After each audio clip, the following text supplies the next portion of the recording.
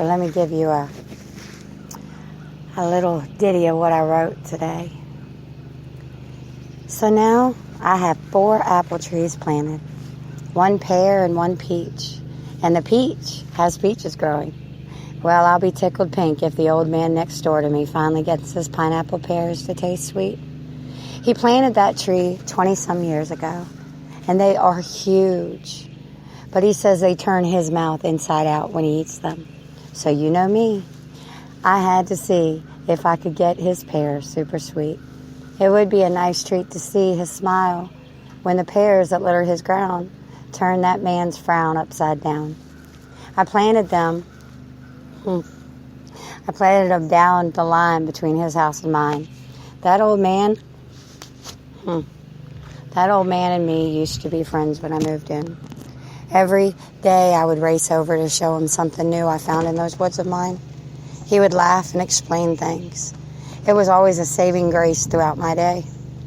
We spoke of things like lessons learned and spiritual growth.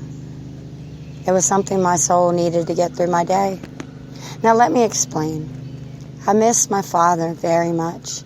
And when I moved away from my papi, I had no one to share the wisdom of the years. When I moved here, I thought a greater power was at play. I still believe in this to this very day.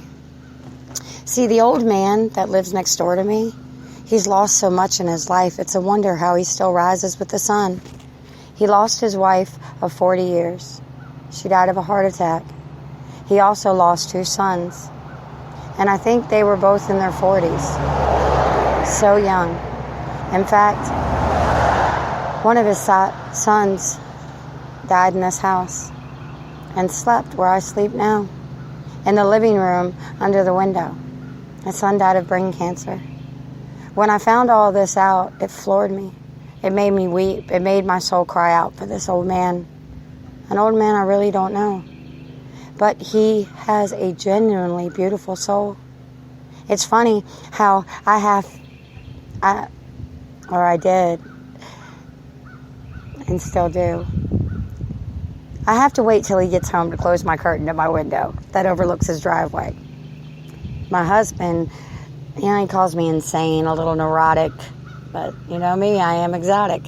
But I have to know Mr. Grimstead is safely home for me to go to sleep. What we had was like a secret love affair between us two. I would wait for his girlfriend to go to work, and we would meet in the middle of our yards, and he would tell me story of his days, how he built his backyard shed. I call it my John Wayne and Betty Davis movie set. He would tell me how things worked back then. Then my husband would arrive home, and that old man would just walk away. A secret love affair, I must say. It makes me laugh thinking about those days. Now, I don't speak to him anymore. I don't wave. I divert my eyes if I see him out. But I do still make sure he's home at night before I lay down. It's a habit, a few things I have to do. I still watch out for that old man because I feel like I need to. I watch him silently talking to the senior citizen cat that used to live in my house.